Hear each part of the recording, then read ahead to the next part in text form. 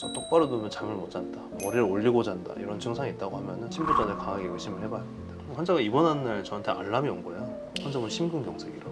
실제로 3분의 1은 병원에 도착하기 전에 사망하시는 경우도 있고, 제일 중요한 게 뭐냐, 뭐 건강식품 뭐 먹어야 되냐 여쭤보면은 그런 거 말할 필요 없다, 일단 라고 항상 말씀드리고, 안산 사랑의 병원에서 협심증이나 심근경색 같은 관상동맥 질환을 진료하고 있는 심장내과 과장 유민영이라고 합니다. 흔히 심근경색이라고 하면 후유증이 진짜 무서운 거라고 이야기하시는 경우도 많더라고요. 심근경색이라 하면 이 막힌 혈관 부위로 피가 가지 않으면서 이런 심장 근육이 괴사가 되는 병입니다. 심근 손상 정도와 범위가 되게 중요한데요. 범위가 크면 클수록 심장 근육은 기능을 약하게 하게 되고, 펌프 같은 걸로 물을 빼주지 않으면 눈에 물이 차잖아요. 그런 것처럼 심장이나 폐에 물이 차게 되죠. 그래서 그런 약을 복용해야 되는 경우도 있고요. 심근경색이 너무 심하게 후유증이 남으신 분들은 퇴원을 못 하시는 분들도 있어요.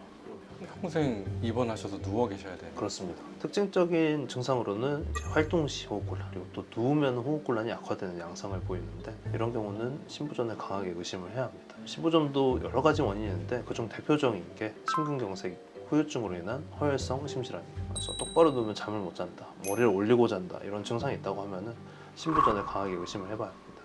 그러면 누워서 못 잘 수도 있는 거네요, 이 심부전이. 네, 맞습니다. 그래서 저 같은 경우도 이제 심근경색 환자분이 갑자기 호흡곤란이 발생하고 뭐 그런 것 때문에 응급실이나 진료실로 내원하면은 누울 때 숨이 더 차지 않느냐, 바로 심부전을 확인하고 입원 치료를 필요로 하는 경우가 많습니다. 특히 또 심근경색이나 이런 걸 앓으셨던 분들, 기저질환이 많으신 분들이거든요. 그럼 신장 기능이 또 안 좋은 경우도 많습니다. 이런 걸 저희가 심신증후군이라고 하거든요. 심장이 나빠서 신장이 나빠지는 경우. 제 실제 환자분들 중에서도 심근경색 시술은 잘 됐는데 이러한 심부전 때문에 투석까지 진행되는 경우도 있었습니다.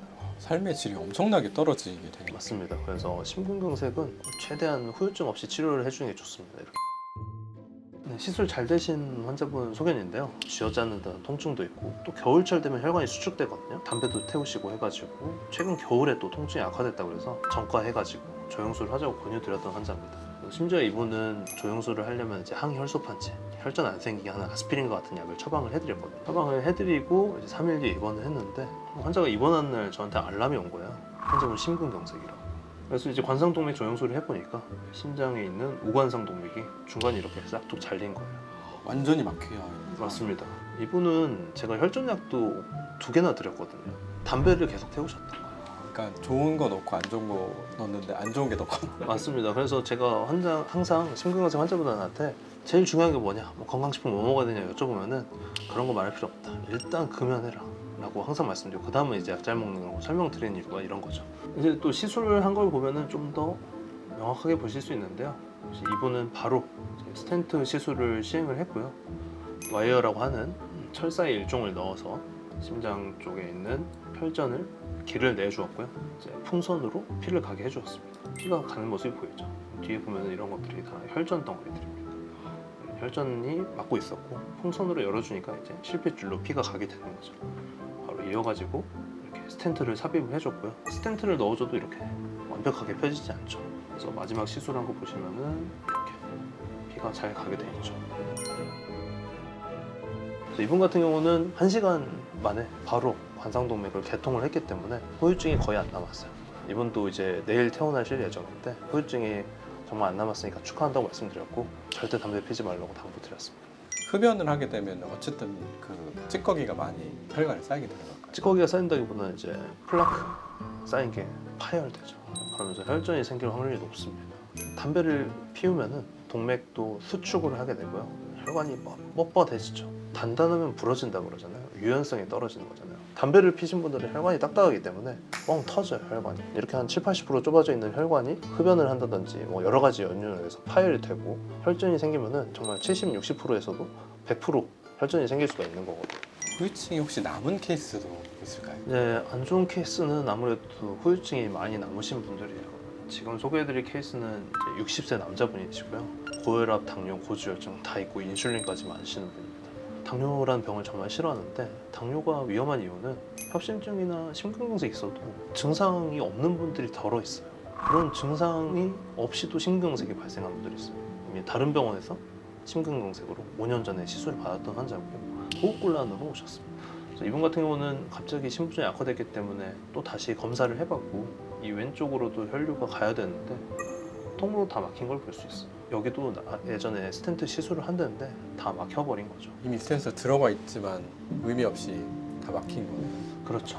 저희가 스텐트에는 다 항암제가 발라져 있거든요. 항암제를 바르는 이유는 그쪽으로 이제 살이 차올라지고 다시 안 막히게끔 이게 되게 최신 기술을 사용해서 스텐트가 되어 있는데 그래도 막혔다는 거죠. 이분 같은 경우는 투석을 하면서 물을 빼주고 이런 식으로 입원을 하고 있는 상태였는데 갑자기 심정지가 발생한 거죠. 이런 경우는 사실 저 같은 경우는 초음파 할 때 바로 말씀을 드리거든요. 지금 심근허혈 때문에 심장경이 너무 낮고 이럴 때는 언제든 치명적인 부정맥이 발생하거나 급사할 수 있다고 말씀드렸는데 이분 같은 경우는 심장 내로 제세동기를 삽입을 했습니다. 그래서 그분은 이제 살면서도 항상 심부전 때문에 자주 입원도 하시고 한 번씩 깜짝깜짝 놀라요. 정말 심시대들이 와가지고 전기 충격이 오면은 깜짝 놀라거든요. 이런 경우는 아무래도 여유가 좋진 않죠. 이분 같은 케이스가 잘 때 제대로 누워서 못 자무시고 그렇죠. 이제 투석을 조금 못하거나 감기 걸리거나 감염병 있거나 약을 빼먹거나 조금만 이제 잘못돼도 숨차서 미리 와서 또 입원을 하시고 이런 게 계속 반복이 되거든요. 실제로 3분의 1은 병원에 도착하기 전에 사망하시는 경우도 있고 또 이제 3분의 1은 평생 후유증이 남는다고 해요. 후유증의 정도는 다르겠지만 평생 숨차거나 다시 발생할 것 같은 트라우마 아니면은 신장이라든지 다른 장기의 손상으로 진행될 수 있기 때문에 가장 빠른 시일 내에 빨리 혈류를 개통해줘서 합병증을 최소화하는 게 중요합니다. 뭐 당연하게도 심근경색 안 오는 게 제일 중요하긴 하죠. 그래서 저희가 혈압, 당뇨, 고지혈증 관리 잘 하라가 이제 1차 예방. 1차 예방은 이제 질병이 생기기 전에 예방하는 거죠. 그래서 저희가 증상 없더라도 혈압약, 당뇨약, 고지혈증 필요하면 먹으라고 하는 게 결국 이런 플라크라든지 이런 걸 관리해줌으로써 심근경색 안 생기게 하는 게 중요하고요. 금연이 제일 중요하죠.